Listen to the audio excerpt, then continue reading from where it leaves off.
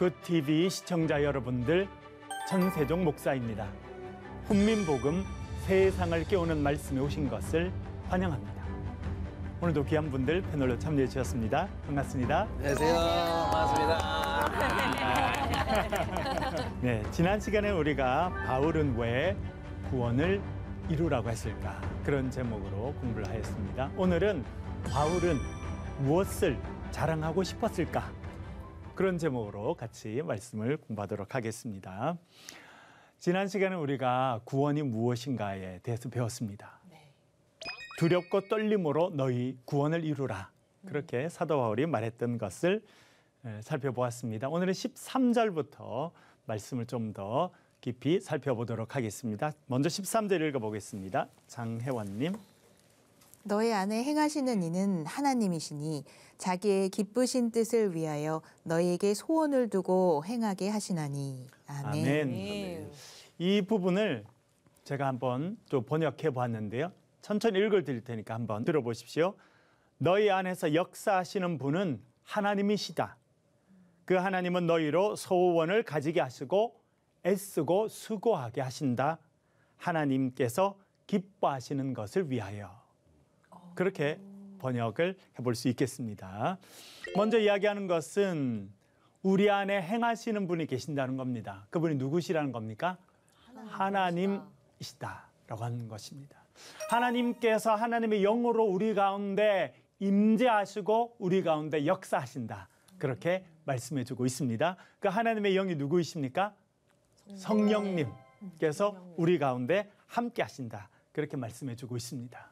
우리 가운데 함께 하셔서 우리를 지도하시고 인도하시고 우리를 통치하신다. 그렇게 이해할 수 있겠습니다. 지난 시간 우리가 구원이 무엇이냐에 대해서 배웠었는데요. 구원이라고 하는 것은 예수 그리스도를 구세주로 모시고 하나님의 백성이 되어서 살아가는 것, 그것이 구원입니다. 하나님의 영, 예수 그리스도의 영, 성령을 모시고 살아가는 그 삶이 구원받은 사람의 삶이라 그렇게 말할 수 있겠습니다. 그렇게 우리가 구원의 은혜를 입고 성령께서 우리 가운데 거하시면 우리가 해야 되는 일이 있는데요. 사실은 성령께서 우리로 하여금 그렇게 하시는 일이 있다. 그렇게 말해주고 있습니다. 첫 번째가 뭐냐면 소원을 가지게 한다라고 하는 것입니다. 소원, 마음을 먹게 하는 거고요.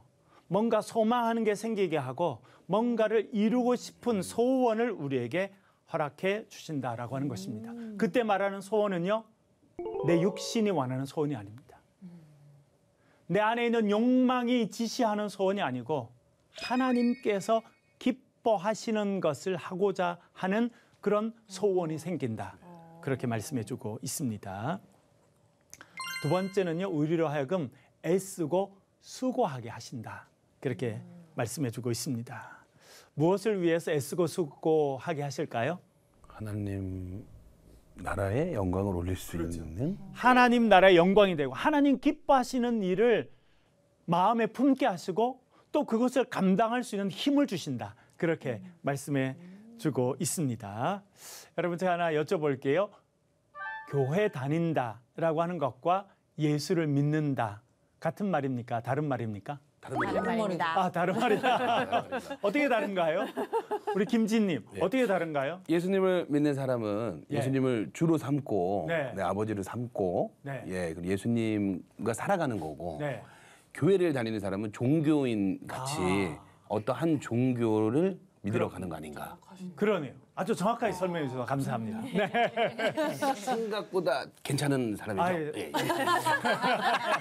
감사합니다. 네. 그 교회 다닌다라고 하는 것은 여러 가지 의미가 있을 수 있겠습니다만 예수를 믿는다 하는 것과 비교하면 교회 다니는 것은 종교 생활을 하는 것입니다. 절에 갈 수도 있고 이슬람 사원에 갈 수도 있어요. 그런데 교회 온 거예요. 그래서 교회를 다니고 있는 것입니다. 종교 생활을 하고 있는 것이죠. 그런데 우리가 예수 그리스도를 믿는다라고 하는 것은 전혀 다른 차원이다. 그렇게 말할 수 있겠습니다. 근본적으로 뭐가 다르냐면 교회 그냥 다니는 사람들, 종교 생활을 하는 사람들은 교회 와서도 뭘 이루려고 할까요? 그 욕심, 자기가 원하는 것을 이루려고 하는 거예요. 교회를 통해서. 저도 이민 교회를 한 10년 넘게 섬긴 적이 있었었는데요. 아주 일부 교회는 그런 모습을 갖고 있다는 것을 경험했어요. 이민 사회에 적응하지 못한 분들 혹은 미국이라는 이민 사회 가운데 인정받지 못하는 그런 욕구를 교회 안에서 해결하려고 하는 분들이 있더라고요. 인정받고 싶어요. 인정받고 싶어하는. 사람들에게 자신의 힘을 행사하고 싶은 사람이 있어요. 내가 말이야 천세종이야 이렇게 하고 싶은 게 있는 거예요. 그래서 교회에 와서 지냈지만 그 안에서 자기가 원하는 것을 이루는 겁니다. 자기한테 결핍된 것을 채우는 겁니다. 그것을 하기 위해서 비슷한 사람들을 모으고 결집하고 그렇죠? 갈등을 일으키고 자기가 원하는 걸 밀어붙이고 그런 종교 생활을 하는 분들이 의외로 많습니다. 엄청 많죠. 그렇죠. 예. 그래서 많은 교회가 갈등을 하게 되는 이유도 사실은 그런 부분에 기인한다. 그렇게 생각할 수 있습니다. 그러나 예수 그리스도를 믿는다라고 하는 것은요, 완전히 다른 것입니다. 예수 그리스도를 믿는다고 하는 것은 예수 그리스도를 나의 구세주로 고백하는 것입니다. 주님을 내 삶의 주인으로 모셔드리는 거예요. 생명의 빛이신 예수님께서 내 안에 거하십니다. 그러면 여러분, 사람이 바뀌나요? 안 바뀌나요? 안 바뀔 수가 없습니다. 그렇죠. 맞아요. 생명의 빛이신 주님께서 오셔서 어둠을 다 물리치시고 나에게 생명의 빛을 비추어 주시는데 바뀌지 않을 수가 없습니다. 맞아요. 예수님은 생명의 물입니다. 생수. 그래서 그 생수를 마시게 되면 우리 안에 생명의 물이 솟아나게 되어 있습니다. 예수님께서 수가성 여인을 만나시게 되죠. 네.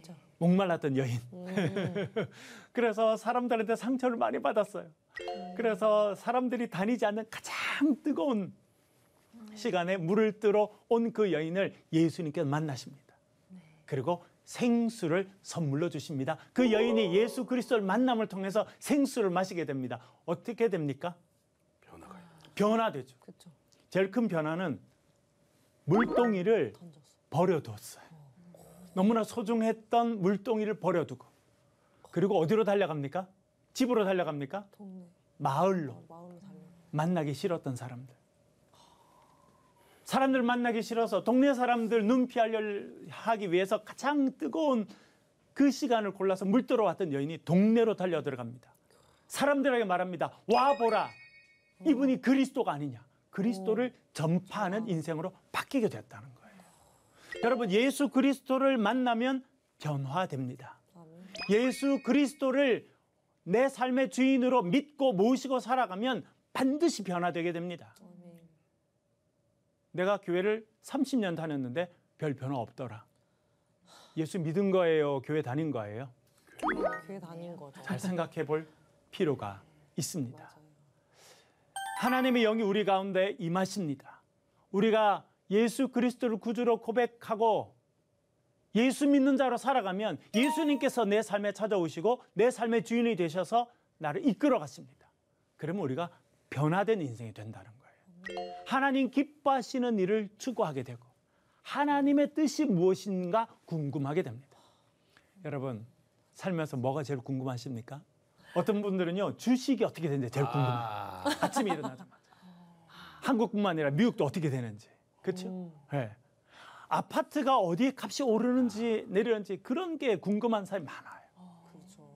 그러나 정말 예수 그리스도를 구주로 모시고 살아가면 우리가요, 누가 아무리 말 안 해도 성경을 피게 돼 있어요. 이런 우리가 하는 훈민 복음을 딱 보게 돼 있다니까요. 말씀을 듣고 싶은 거예요. 그렇죠? 말씀을 배우고 싶고. 왜 그렇습니까? 하나님의 뜻이 궁금해요.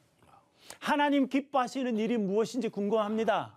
그리고 그 뜻을 내가 이루고 싶은 마음이 있기 때문에, 소원이 있기 때문에 하나님 말씀을 피고 말씀을 연구하고 말씀 공부하고 기도하고 그렇게 살아가게 되는 것입니다. 그것이 예수 그리스도를 믿고 살아가는 사람의 삶이라 그렇게 말해주고 있습니다. 마치 약간 체질 바뀐 느낌이에요. 주님이 주신 생수 마시고 그렇죠. 체질이 변화돼서 그렇죠. 이전에 먹던 거랑 다르게 손이 가는 거죠. 그렇죠. 네.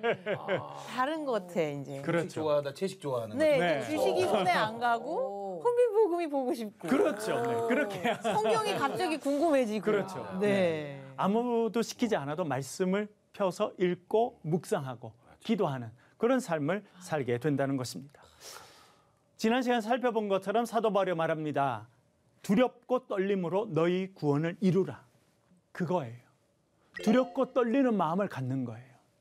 하나님을 알아가고 하나님을 만나는 그 두렵고 떨리는 경험들을 우리의 삶에 계속 해가면서 우리의 구원이 완성에 이르게 되는 삶, 그 삶을 살아간다.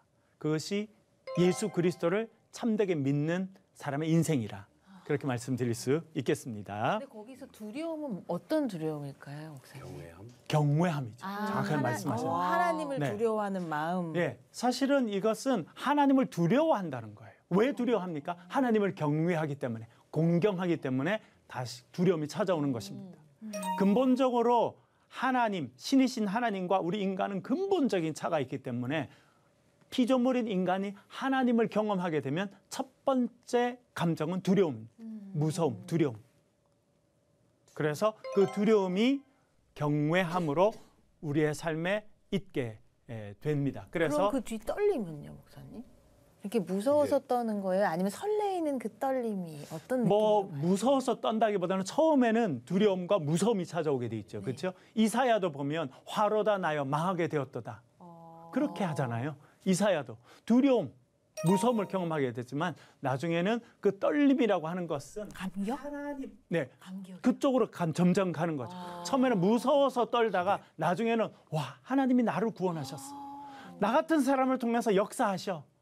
성령께서 내 안에 계시고 나로 하여금 소원을 갖게 하시고 하나님의 일을 이루게 하시니 얼마나 감격스럽고 얼마나 기쁜 일이에요.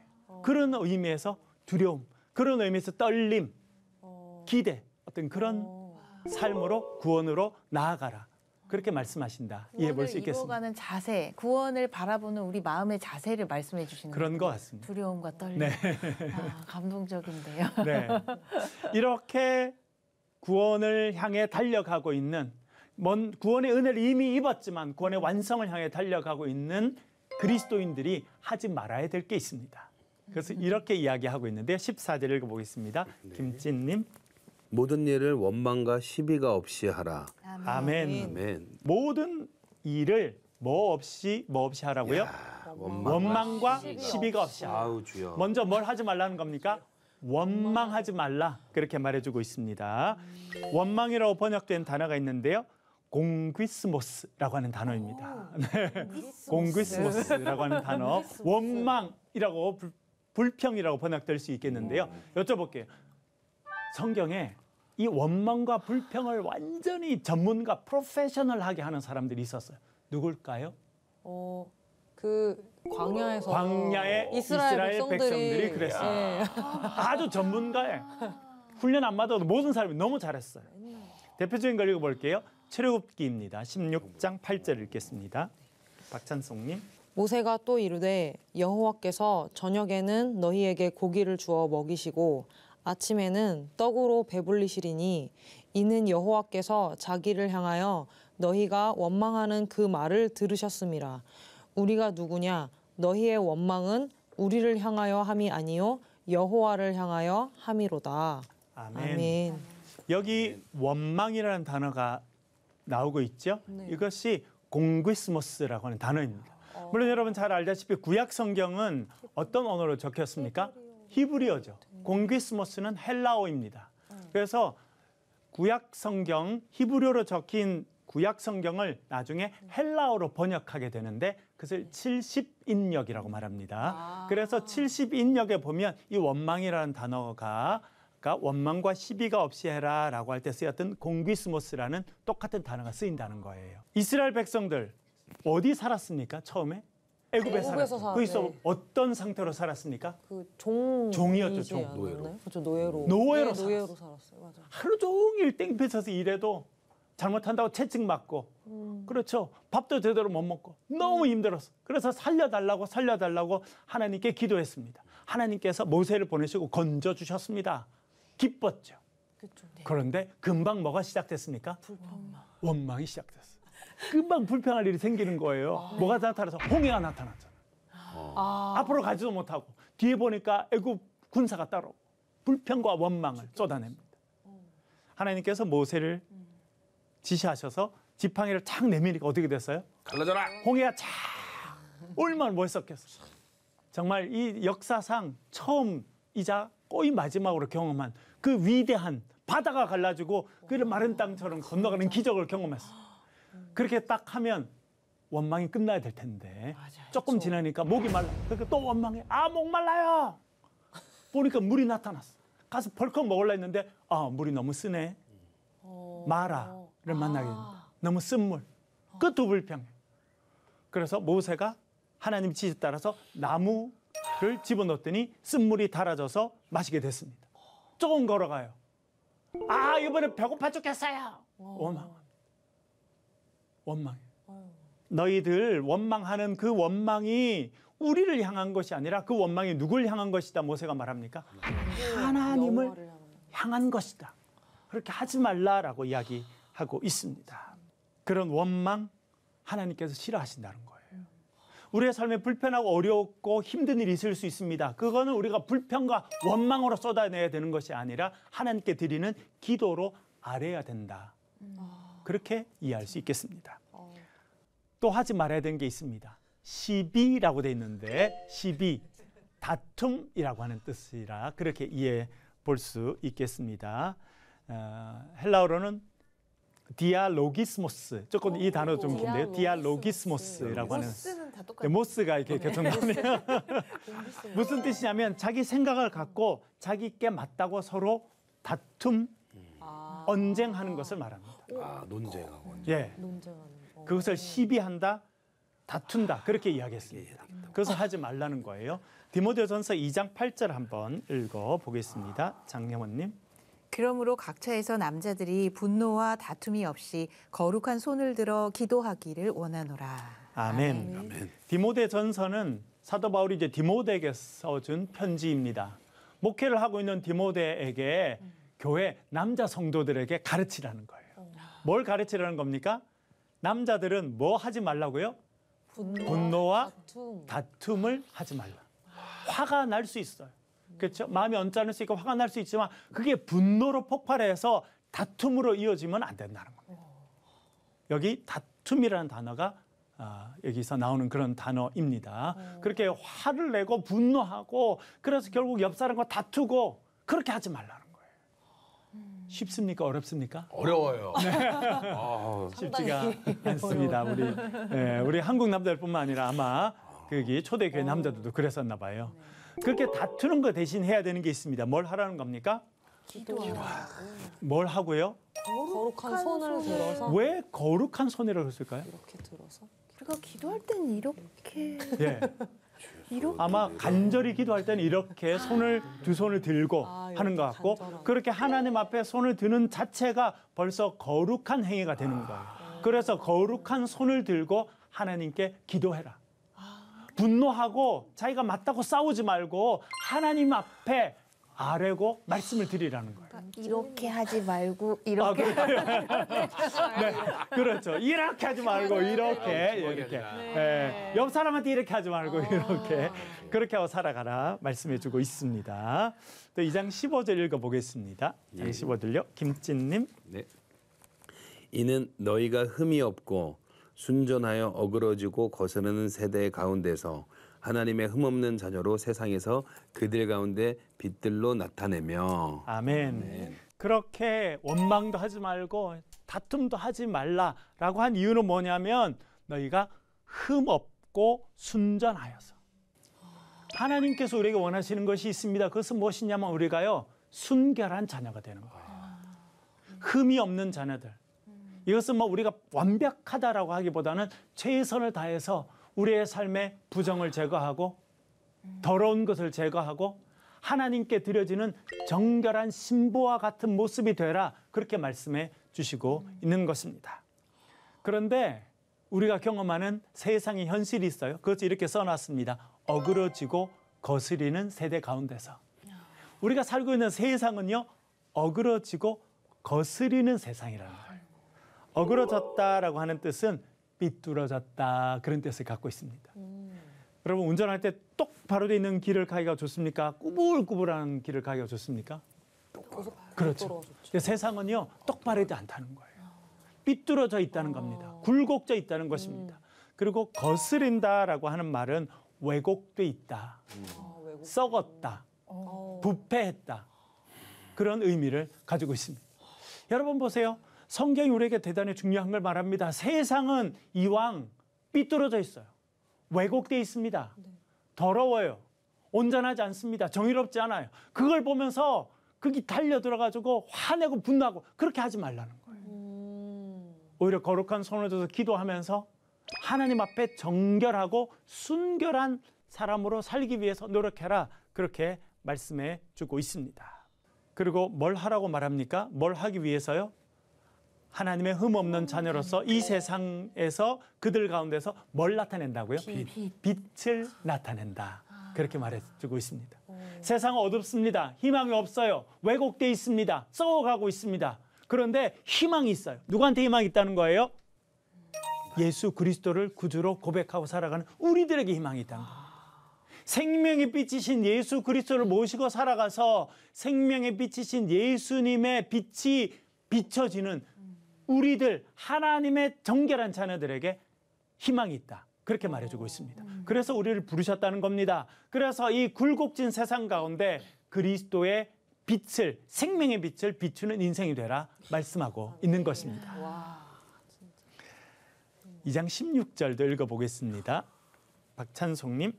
생명의 말씀을 밝혀 나의 다름질이 헛되지 아니하고 수고도 헛되지 아니하므로 그리스도의 날에 내가 자랑할 것이 있게 하려 함이라. 아멘. 첫 번째 나오는 표현이 생명의 말씀을 밝혀라고 돼 있는데 원어의 뜻은 생명의 말씀을 붙잡고라고 하는 뜻입니다.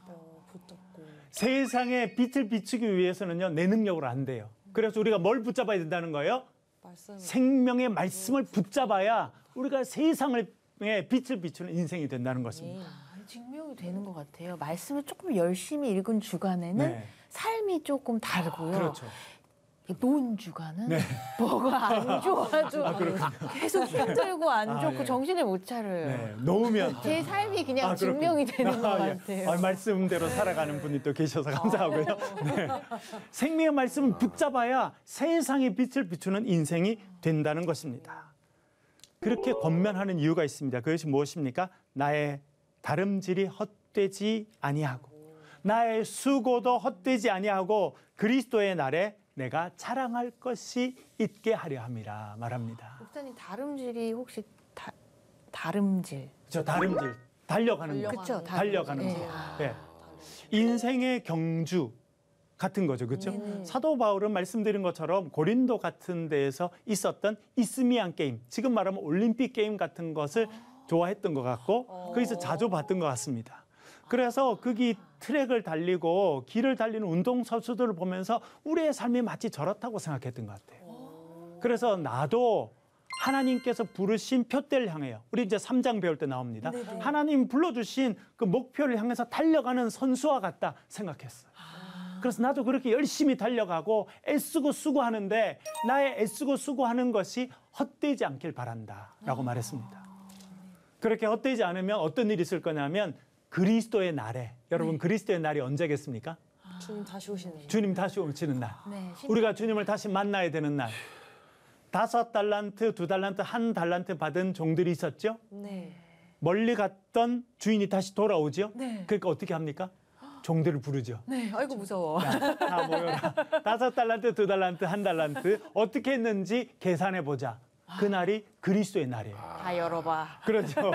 어떻게 애쓰고 수고했는지를 다 내놔야 되는 주인을 만나야 되는 때가 있다는 거예요. 그 그리스도의 날에 주님 물어보실 거라고 생각했던 것 같아요. 사도 바울, 너 뭐 했어? 그러면 뭐라고 하고 싶다는 거예요? 저 자랑할 게 있어요. 뭘 자랑할 건데? 빌립보 교인들이요. 라고 말하고 싶었다는 거예요. 제가 복음을 전해서 세운 빌립보 교인들이 예수 그리스도를 닮아가는 삶을 살고 원망하지 않고 시비하지 않고 말씀을 붙잡고 세상에서 그리스도의 영광을 드러내고 하나님의 생명의 빛을 비추는 그런 사람들로 살고 있습니다. 빌립보 교인들이 저의 자랑입니다. 라고 하고 싶다는 거예요. 오늘 강의 여기까지 할게요. 질문 있으시면 질문. 저 질문 네. 있어요. 저 질문 있는데 그 오늘 말씀에서 하나님께서는 우리의 마음에 소원을 두고 행하신다고 말씀하셨잖아요. 근데 이제 저는 그 말씀을 보면서 항상 의문이 들었던 건 뭐냐면요.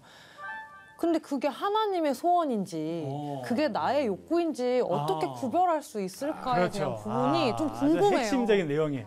나의 영광을 위한 건지 하나님의 영광을 위한 건지 네, 구분하기가 쉽지 않습니다. 내 욕망에서 온 것인지 하나님으로부터 온 것인지. 그렇죠. 이걸 어떻게 네. 해야 될지 진짜 모르겠어요. 사실은 쉬운 거는 되돌아보면 금방 알 수 있어요.